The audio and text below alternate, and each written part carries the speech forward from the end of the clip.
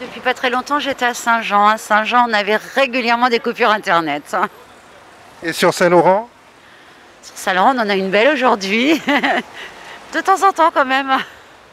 Et c'est gênant pour travailler? Oui, ça reste très gênant pour travailler. C'est quand même 60% de notre travail qui est sur le net, donc c'est embêtant. Souvent c'est exagéré, mais il y en a régulièrement, oui. C'est comment vous vivez cela? Ben, moi je suis écrivain, donc j'ai besoin de consulter sans arrêt Wikipédia et un certain nombre de sites. Et c'est embêtant, quoi, on va le dire. Hein. À quoi c'est dû ces coupures? Ah, je sais pas, mais en tout cas, ce qui n'est pas dû, c'est que nous, on paye chaque mois Internet et voilà, enfin, vous m'avez compris, quoi. Eux, ils se servent, il n'y a pas de problème. Il n'y a pas de coupure dans la demande de paiement de l'abonnement. Alors, est-ce qu'il y a souvent des coupures d'Internet à Saint-Laurent, monsieur? Vous y habitez depuis combien de temps? Bah écoutez, ça fait 30 ans que j'y habite et ça fait 30 ans qu'on connaît des problèmes de connexion d'Internet. Et vous savez à quoi c'est dû? Alors là, ils nous ont envoyé un message pour nous dire ils ont trouvé un problème sur leur réseau et qu'ils remettraient en fonction en fin de matinée le 23 décembre, donc c'est-à-dire demain matin en fin de matinée.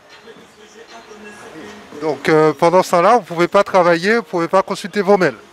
Alors c'est très compliqué et surtout que nos commerces, on a des règlements par TPE, par Internet et on a beaucoup de rejets de paiement à cause du manque de connexion Internet.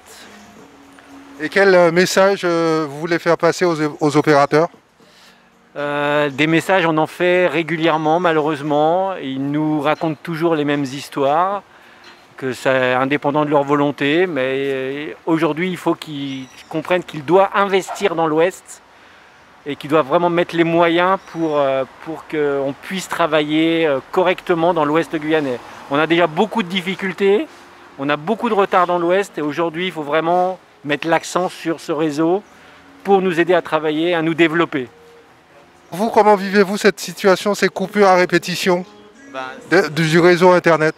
C'est très compliqué, donc surtout pour communiquer avec la famille, parce que moi, exemple, je fais garder ma fille par une nounou, et là je peux pas appeler pour savoir si elle va bien, vous voyez, c'est difficile, on va dire, c'est très difficile.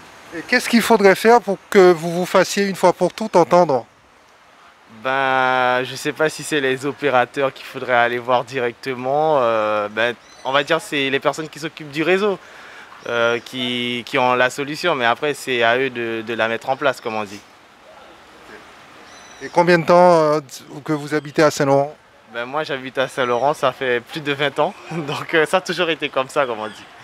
Donc on s'y fait, mais ça commence à devenir un peu lassant, voilà. J'avais lu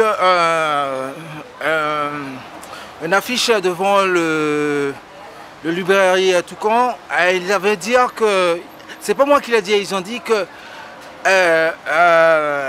le moyen qui utilise plus d'énergie, électricité par exemple, c'est l'Internet. Et puis voilà, ça arrive souvent, le coupure d'Internet. Et parce que c'est un moyen plus pratique pour contacter les gens, le système, tout quoi, globalement quoi. C'est le temps qui a voulu ça. Chaque génération a son développement.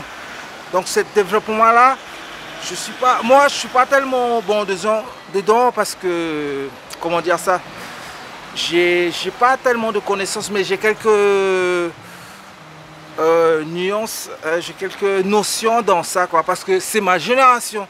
Et ça me fait mal un peu de ne pas le manipuler comme je veux, quoi.